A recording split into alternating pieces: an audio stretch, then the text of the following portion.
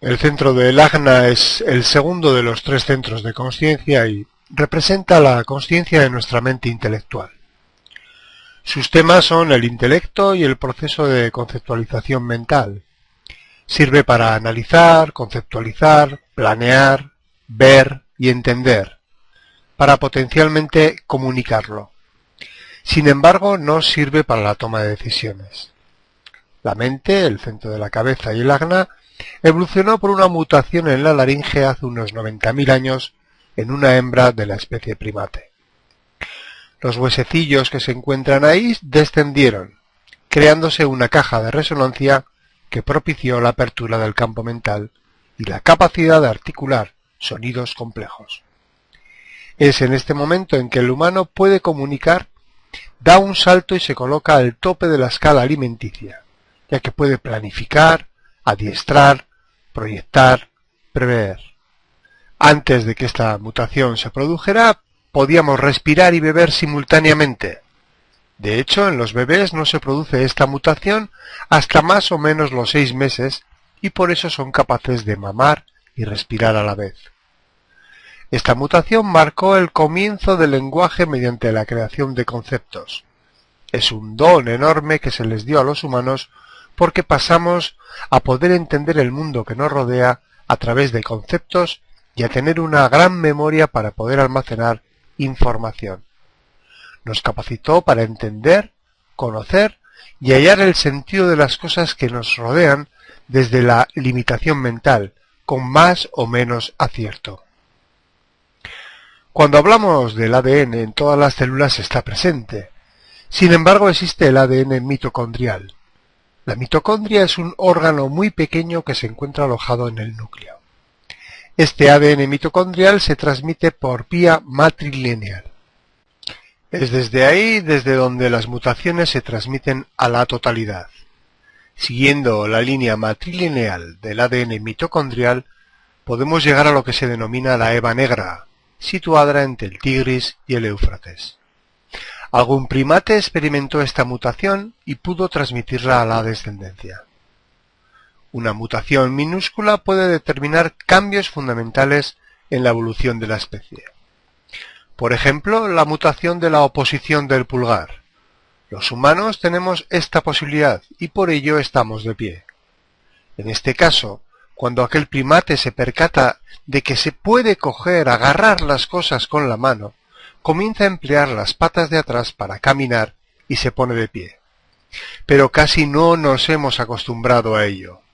Casi la mitad de la humanidad sufre de dolores de espalda. La presencia de los glúteos es la que hace que podamos estar erectos, y todo ello proviene de la mutación de la oposición del pulgar.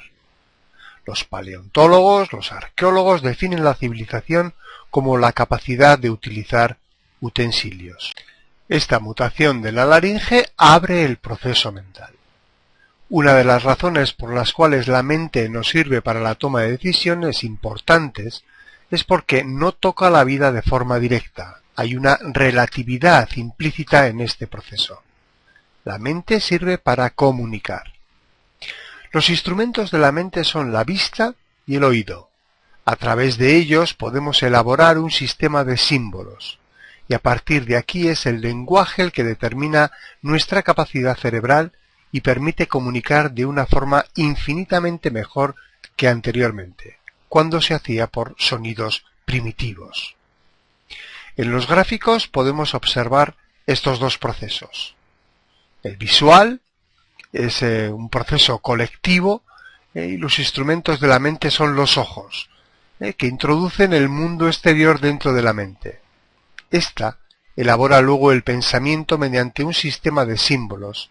Es el proceso mental dominante. Y tenemos el acústico. Este es un proceso individual y va a tratar de darle al sonido una forma racional. Racionaliza los misterios a través del silencio. Cuando se define con el centro de la cabeza, trata sobre una mente que está constantemente presionada a obtener respuestas a sus propias preguntas y puede resultar inspiradora. Crea conceptos específicos que alivian la presión de sus propias preguntas. Cuando comunica con la garganta son conceptos más elaborados que pueden ser comunicados a los demás. La frecuencia mental se mantiene en el tiempo. Esto significa que cualquier cosa que se procese con esta consciencia podrá volverse a recrear. La mente es como un disco duro, ya que toda la información que procesa puede volver a la consciencia en cualquier momento. La mente está formada por tres corrientes. Tenemos la corriente abstracta. Trata de la relación que hay entre el presente y nuestra experiencia pasada. La mente abstracta trata de encontrar un sentido a lo que ocurrió en su vida. Se mueve en base al significado de las cosas porque necesita darle significado a los acontecimientos del pasado, para así ordenar las experiencias. Se pregunta, ¿qué significa esto para mí? Tenemos la corriente individual. Esta opera dentro de una energía de pulso, que podría entenderse como el ahora. Esta es una mente original que se ocupa del saber. Trata de encontrar un marco racional para el desarrollo de una consciencia sobre una existencia nueva y original. El saber aparece y se queda en la persona, no procede de estudios, necesita saber las cosas por sí mismo. Esto puede ser un hándicap en la escuela, ya que a estas personas hay que repetirles las cosas muchas veces hasta que se introducen en su saber. Por último tenemos la corriente lógica, y esta trata el momento presente proyectado hacia el futuro. La mente lógica gira en torno al entendimiento de un patrón y su proyección hacia el futuro. Se ocupa de los hechos en forma detallada y detecta los patrones ocultos de cualquier cosa. A partir de ese patrón es capaz de comprender cómo funcionan las cosas, ya que en cuanto ve un patrón se repite muchas veces, entiende que es eficaz. Va a necesitar entender bien las cosas antes de afrontarlas. La consciencia mental domina nuestras vidas y la forma en la que percibimos el mundo. Se mantiene siempre ocupada hasta que reconoces que no tiene autoridad. No sirve para tomar decisiones de importancia en la vida porque no toca la vida tal y como es. Solo utiliza un sistema de símbolos y conceptos. Mientras no integremos esto, la mente siempre tratará de dirigir nuestra vida. Su forma de trabajar es a través de la dualidad. Cuando planteamos una opción a decidir a través de la mente o tratamos de explicarnos algo, ésta simplemente expone los puntos positivos y los negativos, las dos perspectivas de algo, pero jamás nos dirá si es adecuada o no para nosotros. Esto se llama pensar, razonar, analizar, pero si decidimos desde ella siempre nos preguntaremos, ¿habré hecho lo correcto? Guiar nuestra vida desde aquí solo produce sufrimiento. El centro ajna no es un centro motor, pero está presionado por la cabeza para conceptualizar. Es el único centro que no puede ser tocado por un motor, lo que nos indica que no está para manifestar ni para mantener ninguna actividad. La mente está ahí para comunicar la esencia de lo que significa el ser humano. Esto nos muestra que es muy difícil convertir en actividad lo que pasa por la mente. A través de la mente podemos mostrar algo de valor para los demás, pero no para nosotros mismos. El miedo que se experimenta en la mente es la ansiedad. Ansiedad a no ser entendido, a no encontrar significados o respuestas, a no saber sobre nosotros mismos. Esta ansiedad, que no tiene por qué ser negativa, es la que alimenta la conceptualización. Biológicamente, este centro del ajna está asociado a la glándula pituitaria o hipófisis. Es una glándula endocrina muy importante que regula el organismo y ayuda al mantenimiento de la constancia del medio interno mediante la coordinación de los sistemas endocrino y nervioso. Se halla en la base del cerebro unida al hipotálamo y tiene forma ovalada. Libera algunas de las hormonas más importantes, tales como la del crecimiento, la de la estimulación de la tiroides, la de la estimulación de la corteza suprarrenal. Digamos que es como el cuartel general que imparte las instrucciones al resto del cuerpo. La información hormonal que envía es transformada por la glándula tiroides y juntas colaboran en el mantenimiento del organismo. se encarga de regular el resto de las glándulas endocrinas. Al ser la que regula todos los procesos que se dan en otros centros, da una falsa sensación de dominio, pero realmente no es la que controla estos procesos, simplemente se dedica a informar de lo que sucede y actuar de intermediario. Es reactiva, no creativa. De esta sensación de ser la que expresa lo que sucede en otros centros radican los problemas con la mente, porque le otorgamos ese poder creyendo que es la que controla. Por eso no debemos darle ese poder, porque la mente solo lleva a nuestra conciencia lo que se originó en zonas más profundas de nuestro organismo. Nos permite tener conciencia de nuestro cuerpo y su interacción con lo que nos rodea, pero no es fiel a la realidad porque solo informa, no puede decidir. También trata de los procesos que se dan en la neocorteza cerebral. Lo más sabio es seguir nuestra estrategia y autoridad. De esta manera estaremos siempre seguros de estar haciendo lo correcto. En este centro hay 6 puertas alojadas en él. Tenemos la puerta 47, que es la opresión. Esta es la puerta de la realización, la puerta del darme cuenta. Es la puerta del eureka. Es esta que dice, ¡ah! Ahora lo vi. No es una fórmula, es algo que me doy cuenta, que me percato de algo. La puerta 24 le conocemos con el nombre del retorno, y esta es una especie de radar que intenta racionalizar la verdad interior. Esta verdad interior es el misterio de uno mismo, y el misterio de uno mismo no hay manera de racionalizarlo. Por eso siempre retorna para buscar otro razonamiento. Tiene que volver una y otra vez, constantemente. Son mentes cavilantes. Tenemos la puerta 4, que es la puerta de las fórmulas. Esta tiene fórmulas para resolver las dudas y entender lo que está pasando. La puerta 17 es la puerta de las opiniones, asociada al ojo derecho. Esta congela la imagen, detecta el patrón y forma una opinión. Va a comprender en base a eso. La puerta 43 es la puerta de la revelación. Es un saber nuevo y original. De repente se va a percatar de algo. Es el relámpago del saber. Emerge de dentro. Y tenemos la puerta 11, que es la puerta de las ideas, asociada al ojo izquierdo. Esta va a ir del uno al todo. Va a ver el todo y va a armar una historia de una sola imagen. Se va a conectar con todo lo que tiene que ver con esa imagen que anteriormente vio. Una mente definida tiene una manera fija y consistente de procesar la información, y esta manera le da una seguridad y una cierta facilidad en el manejo de los conceptos. Pero al mismo tiempo esto es una limitación, ya que le cuesta ir más allá de esa forma de procesar la información. Dentro de sus límites puede ser una mente extraordinaria, pero le cuesta conectar con mentes definidas que no sean de su tipo. Puede ser una autoridad externa para otros desde su mente, pero no es una autoridad para él.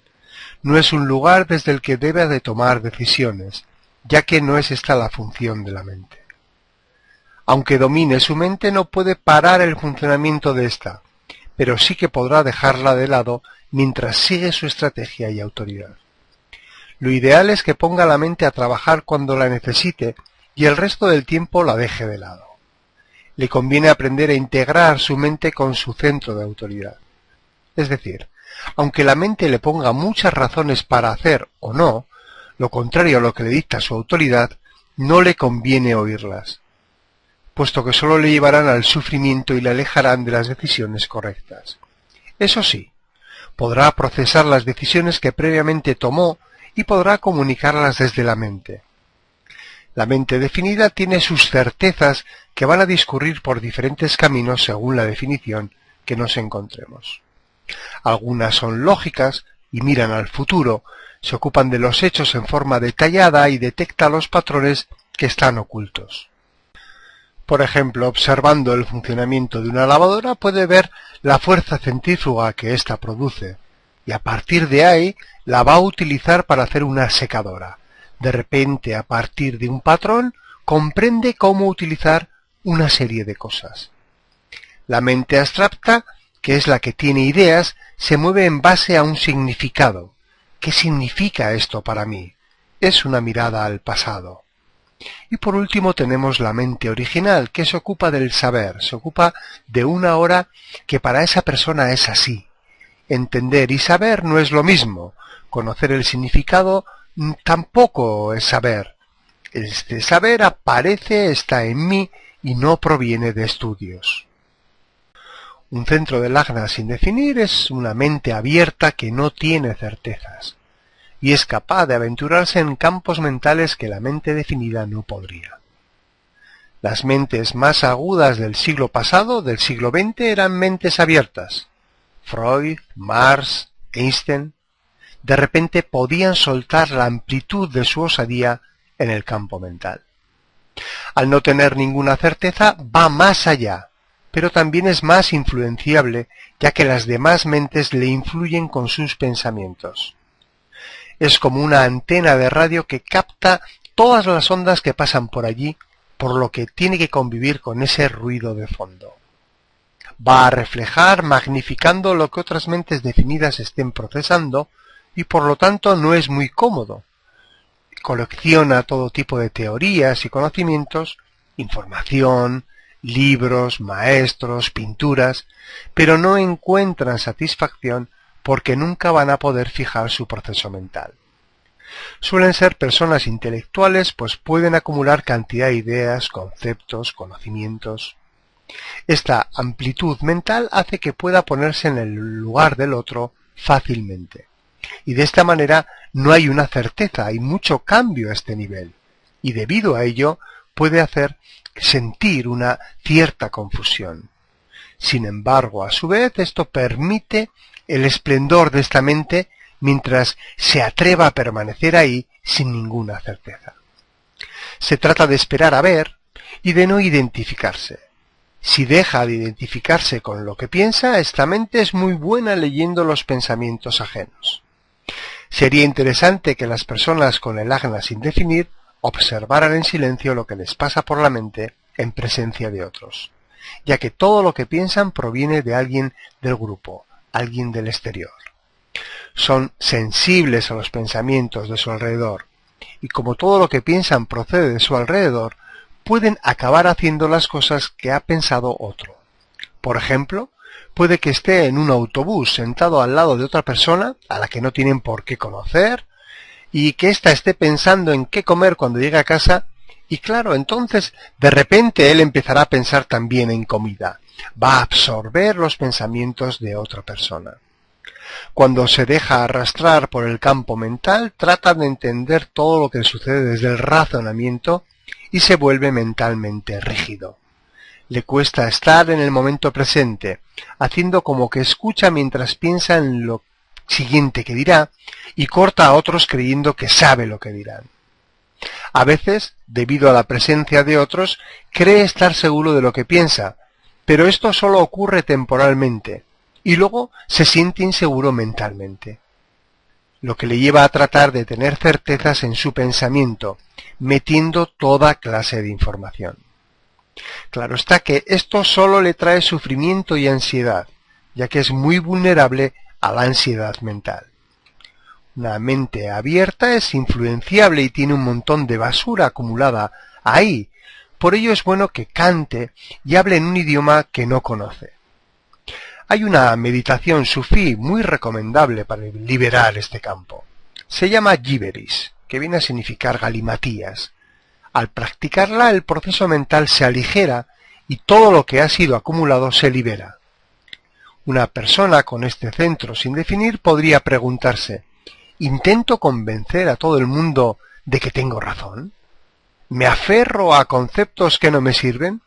¿Dejo que la mente conduzca mi vida? Su potencial de sabiduría es distinguir quién tiene los conceptos claros y quién no, o poder comunicar a otros las diferentes formas de pensar. Puede experimentar lo que es estar libre de prejuicios mentales. Como resumen vamos a ver tres aspectos de este centro, tanto cuando se encuentra definido o coloreado o cuando se encuentra sin definir, en blanco. Vamos a ver su estado natural, cuando están solos, sus dones, cuál sería su estrategia sana, y también la sombra del mismo, lo que se denomina la estrategia insana. Al estar definido en su estado natural tiene una forma fija y única de pensar. Los dones, la estrategia sana, tiene una estructura innata para procesar la información y se siente muy cómodo con los conceptos y disfruta del análisis examinando y aclarando la información para su posterior comunicación. En su aspecto sombrío, lo que es la estrategia insana, la mente va a dominar su vida totalmente, tomando decisiones que ignoran la verdad de otras autoridades. Y va a crear todo tipo de ansiedades intentando tomar decisiones mentalmente. Cuando este centro está sin definir, en su estado natural, no tiene una forma consistente de pensamiento. Los dones, la estrategia sana, tiene un pensamiento fluido y adaptable, capaz de empaparse de nuevas ideas y conceptos sin quedarse anclado en ninguno de ellos. Va a disfrutar de no tener una manera fija de procesar los pensamientos. Se relaja en la apertura y la versatilidad de su inteligencia. Acepta el no tener certezas. En su sombra, lo que sería la estrategia insana, va a tender a preocuparse por no entender y recordar cosas, y necesita tener certeza. Se compara a sí mismo de forma poco favorable con las mentes definidas y trata de ponerse a su nivel siendo un intelectual, aferrándose a conceptos mentales u opiniones fijas.